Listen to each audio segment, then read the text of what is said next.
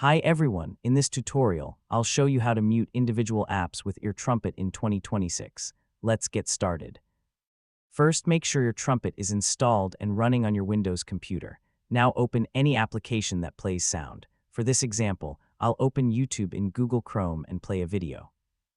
Once the video starts playing, move to the bottom right corner of your screen and click the EarTrumpet icon on the taskbar. The EarTrumpet panel will open and display all the applications that are currently playing audio. Locate the application you want to mute. Next to the application's volume slider, you'll see a small speaker icon.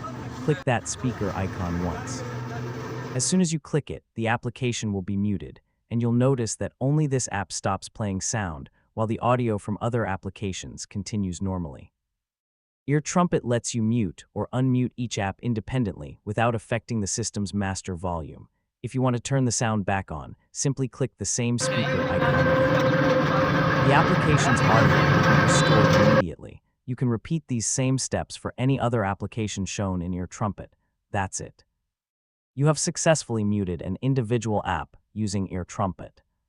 If you found this tutorial helpful, please like this video, subscribe to the channel, and turn on notifications for more Windows tutorials.